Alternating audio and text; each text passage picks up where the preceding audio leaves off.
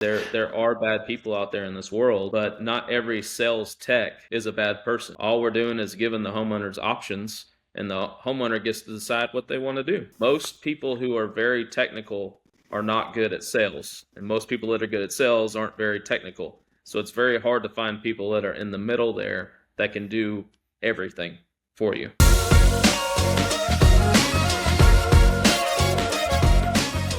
Hey, how's it going? It's Tim Brown, and this is the Plumbing and HVAC Hustle Podcast. And I am here with David Wilson, who did, was it 6.3 million in sales last year? 6.3 out of Dallas, Texas. Out of Dallas, Texas. Yeah. You know what my favorite thing is when I do these podcasts with people that sold a ton? What is that? The doubt. You know why I like that? I love the doubt because it's like, if people are doubting it, that means you sold a lot. Oh, yeah. You haven't sold a lot until people are like, no way. And then they talk about it nonstop on the comments. Yeah. They like to kind of like, okay, maybe like, could I get a screenshot of the CRM or something? Maybe David will show me a peek at that at the end. Yeah, maybe I'll show you my W-2. How about that? All right, perfect.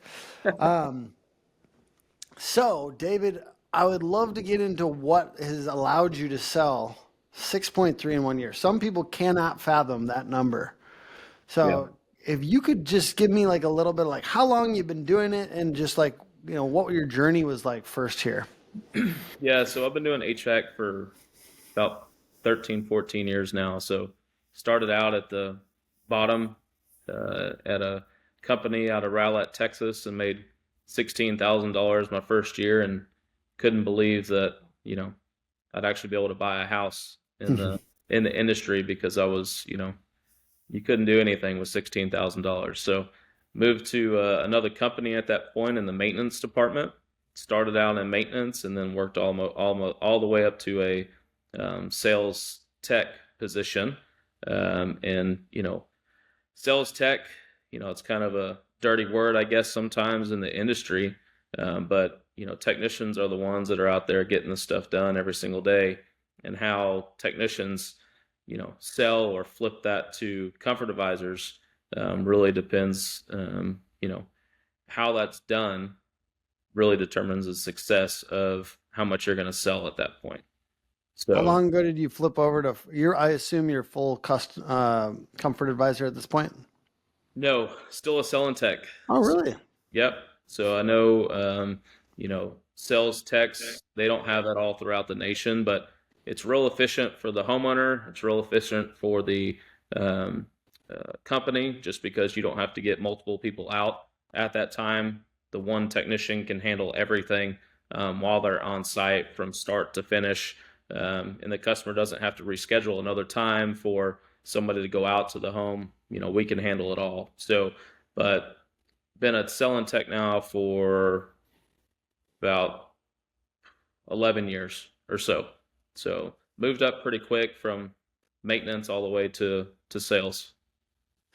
Talk to me a little bit, like, what does selling tech really mean? Yeah, so I don't think you've had a sales tech on Yeah. your podcast yet. So that's one reason why I was kind of excited about this, was because technicians are the ones that are either flipping to a comfort advisor, or the selling tech is the one that's doing everything. So how sales tech works is the company will get a demand service call. So if the unit's 12 to 15 years old, that typically would go to your sales tech at that point. We go out and get the homeowner repair and replacement options at the same time, and then it's ultimately up to the homeowner what they do. So that one person can go out and handle everything at that point. And you'd think that it'd be harder to sell 6.3 having to do some of this like nitty gritty stuff. Yeah, so a comfort advisor is just walking into a home, whether that homeowner called in for a free estimate, or a technician already set up a flip for the homeowner to go out. I mean, I've heard stories where the technician that's flipping to a comfort advisor has already done the financing, already given them a ballpark quote of how much this is going to cost. and the comfort advisor is just walking in there and signing paperwork and going on to the next one. But as a sales tech, we have to go from a minimal repair option up to a system replacement option. So you have to wear a lot of different hats. You're going in as a technician and then selling the system ultimately at the end of the day. So it's a lot of moving parts that has to happen. But not everybody can do it. Would you like between this idea of comfort advisors and selling techs, why would you recommend people? I know you gave me the basics, but Yeah. let's pretend I'm arguing for comfort advisor. I feel like I could kind of, right? Like Yeah. specialization, any kind of special. When you're specialized at sales, you often get better at it, right? Like, and I know that you specialize in sales, but you also are specializing in handling The basic. technical side. Yeah. How do you like the specialization of a comfort advisor being high? So you have to be a little bit more like you got two jobs. So why?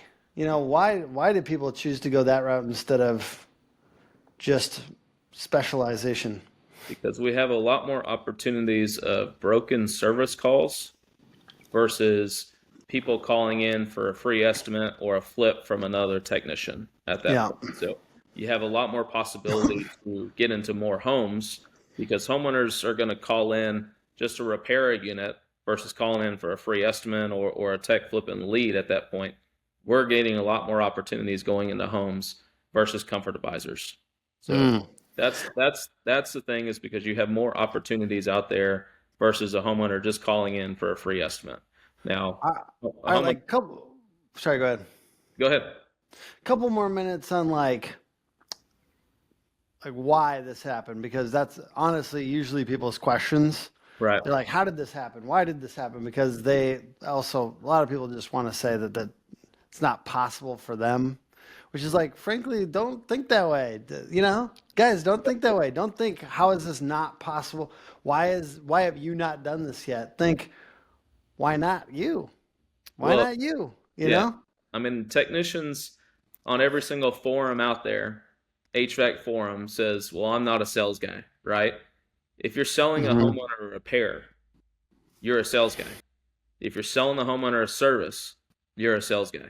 There's just that persona of, oh, well, I'm not a sales guy, so I don't sell equipment. Well, if you sell a capacitor, aren't you selling them something? Hmm. You are. So on a sales tech position, you don't have to have multiple vehicles to handle the same exact thing. Okay. If you're a sales tech, you can handle everything from start to finish. Well, it's interesting. I mean, you're selling a fairly cheap part, right?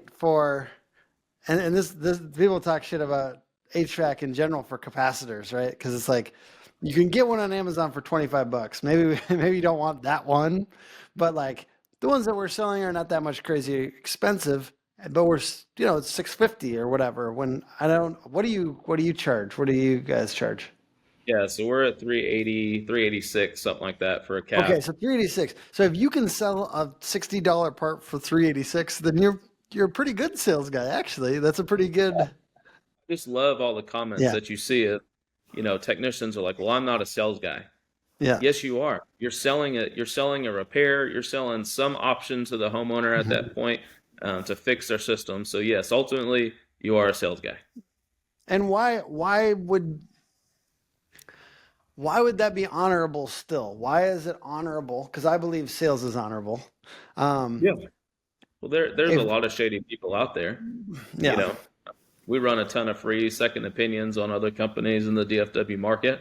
Um, you know, people people get sniffed out real quick if they're a shady person. I Hmm. mean, we have people all the time that move from state to state or try and come here to get a new job because they've been kicked out of the state that they're in or they have to move cities or whatever. But I mean, I've been at the place that I work at now for almost 10 years. So Yeah. uh, there are bad people out there in this world, but not every sales tech is a bad person. All we're doing is giving the homeowners options, and the homeowner gets to decide what they want to do.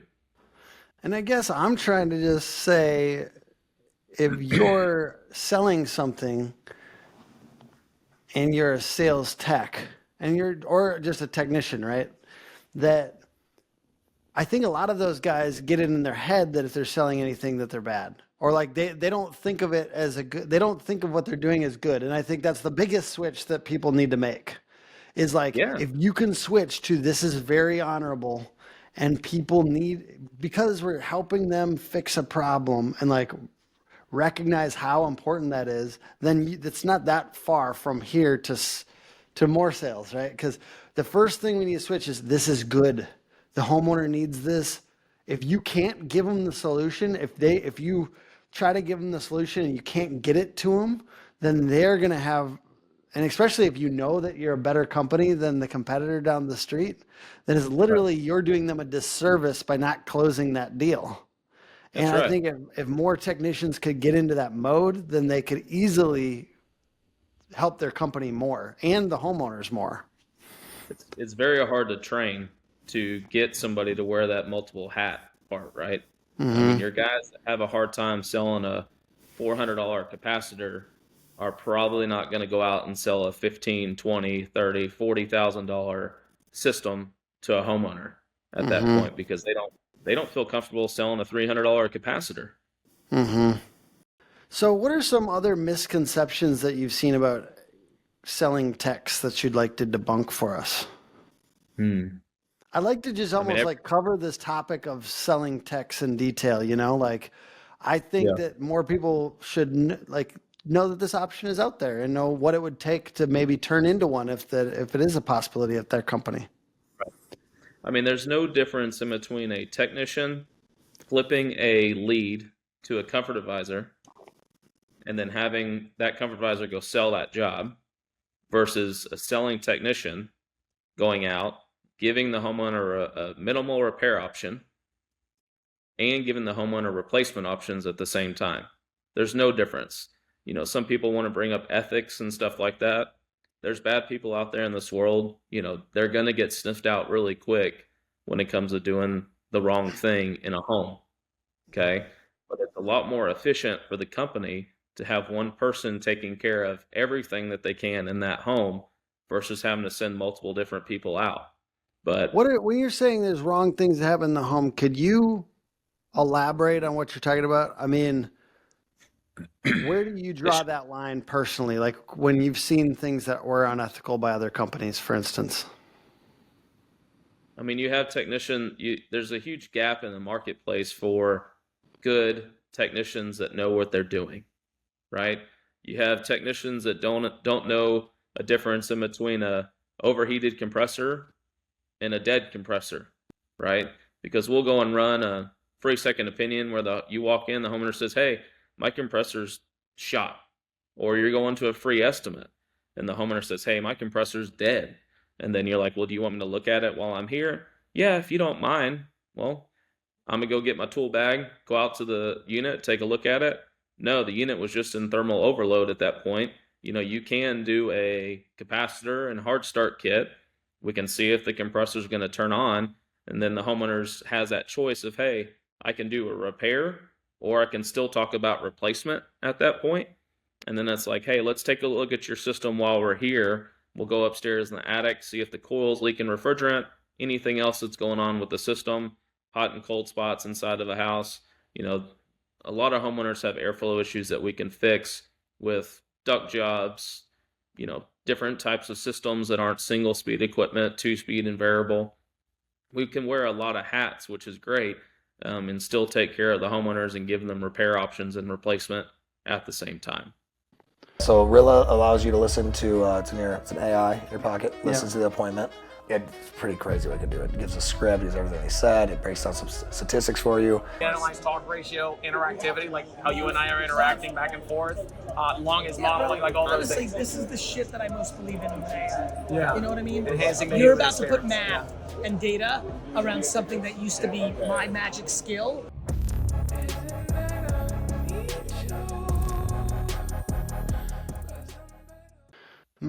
I could absolutely see, the technical side of sales, really.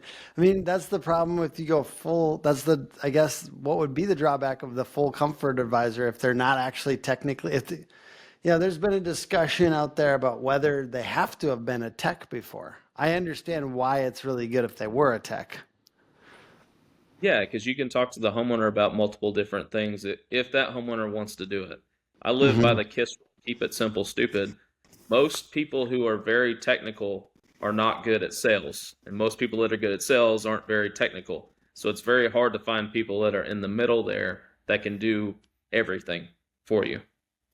In the Dallas market, do you go up against a lot of selling techs, or is it almost very few selling techs? I would say selling techs is very heavy in the Dallas market. Okay. Why do you You think that might have, be the case? I think just because of demand of calls would be my guess. I mean, you have a lot of small companies, family owned companies, where the technician can still do the sales also at that point. They're not going to hire a comfort advisor to go out there and run the calls. It really just depends on the market, which is kind of funky. We see a lot of people where I'm not going to do any comfort advisors. I'm going to do selling techs. I don't believe in selling techs. I'm just going to do comfort advisors. But it is more expensive to the company to have CAs because that's two vehicles, two insurances, two everything that goes along with having two different employees versus one person that's able to handle everything for you. Hmm. You know, I was talking to somebody from your market that was talking to me about how they feel like the emphasis on sales training and gurus and closing techniques has actually hindered the industry or made it get a bad reputation. How do you feel about that? Do you feel like the training out there is a little there's an overemphasis on closing, or how do you feel about that? Do you do any events or trainings or anything like that for yourself to grow as a salesperson?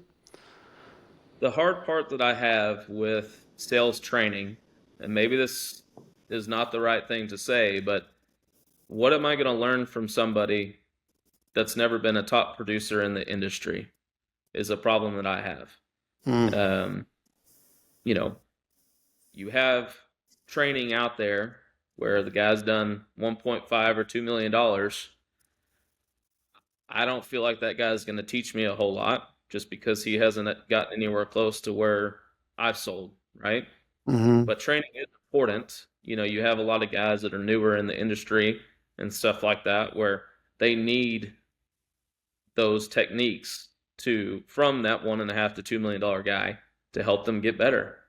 But training is important because how are you going to make yourself different than everybody else out there in the market? Well, that leads me to a great question. Like, how do you level up as somebody who is a high performer and maybe is beyond some of the other coaches or different things out there? So, like, do you read books? Do you do role play? Do you do anything to brush up for yourself? Or do you just basically like you get so many reps in now that you don't need to practice? I mean, I have a family. I have 3 kids and a wife that, you know, need me to perform every single day. So I would say that's my driving factor. I am very a driven person. I don't like to lose. I don't want anybody on our sales team to get anywhere close to where I'm at. There's people out there in the industry that I know where they're at number wise versus where I'm at, and I want to be the best. That is one thing that makes everybody different than everybody else is you have one person that's not driven, you have one person that is driven, and where do you fall on that scale? But I have done a couple trainings for companies and even where I'm at. I even did one for an electrical side, and I was asked to do that, and I was like, man, I don't think this is going to go very well because I'm not an electrician. But what was great is at the end of the day was, yes, I'm not an electrician, but I'm having these guys try and talk to me about problems at a home or trying to sell me on repairs or panel replacements and stuff like that. And I'm like, guys, you're talking way over my head right now. What do you think you're doing to homeowners whenever you're talking to them? So Mm. kind of cool to see of a different trade how you Hmm. can help other guys out, even though I'm an HVAC guy. Because That's so good. yeah, home services is the same. It doesn't matter if it's electric, plumbing, roofing, whatever, talking to a homeowner is exactly the same across every single different trade out there. Very interesting. I think that's a really good perspective. And I think it also just goes to show, like, to get outside of your industry a little bit, to brush up. Like, I have been, we have 85 roofing clients, and I'm telling them all to go to Home Service Freedom with Tommy Mello that's coming up here in a few weeks, because sometimes the roofing events are not as good. You know what I mean? Yeah. Like, I like have ones I like, and I'm recommending those as well. But like, to get outside their trade and home, like to get to a different industry, like more sophisticated, different ideas. Because if you go to the same events every year, two of the same, like this event and that event every single year, it just kind of gets repetitive. And especially as a dude that sold 6.3, so it's like trying to figure out, who do you learn from when you're doing better than most of the people you know? Right? Is that part of your dilemma? How do you deal with that? It is. I mean, ultimately, at the end of the day, my number depends upon how many calls I go to, how many homes I get into every single year. Many homes suffer from inefficient HVAC systems due to leaky ducts, leading to uneven room temps, lost airflow, and higher energy costs. AeroSeal's innovative sealant technology targets and repairs leaks, improving airflow and efficiency. Increase your customer satisfaction, increase sales, and offer a unique market advantage. Become a leader in HVAC efficiency. aeroseal.com. Yeah, I think one of the problems with being a high performer is that you start to be beyond the people that you know. Like, yeah, I don't actually, my little rinky-dink $5 million company, all the agency owners that I knew are stuck at one, or whatever.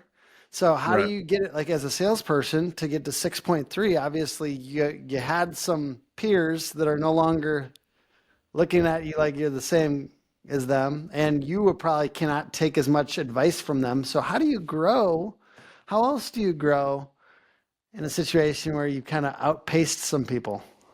Right. So ultimately, my number depends upon how many calls I run per year, right? So our HVAC industry is very weather driven. So we work hard for 6 months, and then we just kind of chill and cruise the rest of them. Showing up when the company needs you on Saturdays, Sundays, late nights when you're already at home, cooking dinner and stuff like that. And they call you and say, hey, we got this call that just came in. Can you go hit it? Sure. Let me finish my dinner with my family. Let me change back into my work clothes and go run that call. Not everybody wants to do that. And I understand, but showing up when you're needed is the most important thing. Mm-hmm. And do people really just not go to those calls sometimes? Or do you get kind of a reputation in your company for being the person who will go out to anything, or how do you see that? I wouldn't say anything, right? So, Okay. We're not necessarily going to go out to a call, or our sales team is not going to go out to a call where, hey, my unit's dripping water. It's cooling perfectly fine, but it's dripping water. That's just a clogged condensate line or something like that, right? Mm-hmm. I mean, if you're at home and it's 6:30, 7 o'clock, and you had a previous customer come in, so let's say, hey, you've already sold this homeowner a unit or 2 units before, they're back on the schedule for their last system that's not cooling, or a flip from another technician. Yes, you can give that to the guy on call, or you can go change your clothes, go sell that job, and come back home at 8 or 9 o'clock, right? But yes, they know that they can count on me whenever calls are coming in, and I'm ready 24/7. So even if we go on standby, like this time of the year, we'll run a couple calls in the morning, and then we're on standby at noon or 1 o'clock. We'll go kill some time, go eat lunch, whatever. If we don't have anything, we'll come home. And then sometimes at 4 or 5 o'clock, they're like, hey, this call just came in. Do you want to go hit it? And then it's up to you if you want to go hit that call or stay at home. So I appreciate that. Can you give us any other tactical tips that help drive that enormous number. I feel like being prepared to go out when they need you is probably a big one. Is there anything else that you think of as led to that number in particular, besides it being a hot summer, I'm guessing? It's actually been a cool, if you talk to people in Dallas or regions around us, it's been a really weird 2024. Demands, I mean, last year was 110. It only got hot for maybe a week or two where it was 105 in Dallas. That's not normal. We're not having crazy heat spells or anything like that, but most important thing is showing up when you're needed and then having the tools that you need while you're on site with the homeowner, especially if the homeowner says, well, I just want to think about it, or I'm going to shop around or stuff like that. But it's always your personality and taking care of the homeowner, and not, the homeowner can read through someone that's not good, right? Mm-hmm. If you're bullshitting the homeowner, they're going to read straight through that. So Yeah. just being real with the homeowner, treating them as you would want to be treated, and giving the homeowner options every single time. Mm. And talk to me about how you do options, maybe in a way that might be better than you previously did them. It's a big topic out there of paper option sheets, or, hey, I'm just going to use my iPad all the time. Okay. Paper option sheets are great. Taking the homeowner around in their own home and showing them what's wrong with their equipment, and getting the homeowner to ask you, hey, well, how much is a new one? Because my unit looks like it's in pretty bad shape. And maybe it's not worth doing all these repairs on a 12, 13, 14-year-old system. Right? Mm-hmm. So the only thing that my iPad does is write up the invoice for whatever the homeowner decides to do. But having a paper option sheet, having a paper five-liner is what we call it, where you have multiple different options of equipment. I like to give 5 options just because homeowners typically fall more in the middle versus Mm-hmm. going to the store you're most expensive. If you're only giving the homeowner 2 to 3 options, you're killing yourself. Why did you find that magic number? Did you used to do 3 options? Like, how did you find this? Like, where is this from? Is this the company's policy? It's not the company's policy. It's mainly just the type of equipment that we had available at that point. I mean, you've always had single speed equipment, right? You've had 2-speed, and then probably in the last 10 years or so, you started to have variable speed. Well, when you have multiple different efficiencies, and this happens a lot, we go out to a homeowner's house, and the previous company that was out there said, hey, we're just going to give you a single speed 14 SEER or 16 SEER option. And you're like, hey, did they talk to you about anything else? No, they just gave me one option. Well, maybe it's because that company didn't want to put in a variable speed or 2-speed unit because they don't know how to do it. They don't want to work on it when it breaks. There's a lot of stuff that goes into a homeowner or a company just giving their basic single speed option, because if it's Friday night and the unit breaks, which it will do because it's man-made, that company might not know how to get that system up and working again. So given multiple different options, your single speed, your 2-speed, and then your different variable speed options of different efficiencies is important, because our job is not to build options or build a system for a homeowner. I think I've heard quite a few people on your podcast and just throughout the industry say, I'm going to build this option for you. It's not our job to build one option for a homeowner. Our job is to give the homeowner multiple different options and let them decide what they want to do for their home. Absolutely. Can you to round out the podcast, a guy like you that's not quite fully baked yet, let's say to you 5 years ago, what encouragement would you give to somebody that could reach this level that maybe hasn't yet? Maybe a final word of encouragement to help them. Yeah, so I mean, one thing is work ethic, right? There's a lot of stuff out there that you can fake, but work ethic is not one of them. And with the younger generation that's coming up into the trade, I'm 34 years old. So I guess I'm a millennial, right? But I'm just kind of a different millennial where I actually show up to work and get stuff done. But the newer generation of kids that are coming up into this, we've had quite a few people coming in, and their friends went to college, and then during the summertime, their friends are back at home, and those guys are out working whenever, you know, we're having demand stuff come in like crazy, right? Mm. You have those guys that want to go party with their friends that just got in from college and not show up to work, right? Mm. So most important thing is just show up when you're needed, and it'll all work out in the end, kind of thing, because work ethic is everything. You know what? Good advice, man. Thank you for being on today, and thank you for just showing people what's possible, because I think that Yeah. that's what we need every once in a while. We just need to see examples of what's possible and try to model ourselves a little bit after that behavior. I appreciate you sharing some of the behaviors that you do that make you a little different. Yeah, well, thanks for having me on. How could somebody get a hold of you? You said you mentioned you occasionally do trainings and things like that. Is there anywhere somebody could check you out online or get a hold of you? Yeah, I mean, they can just find me on Facebook, David Wilson. David Wilson. And the podcast is put on by hookagency.com, Hook Agency all over social media. Thank you guys for joining. And please comment, like, subscribe, hit the bell. And we'll keep doing these podcasts. Only if you hit the bell, though. All right. See you guys.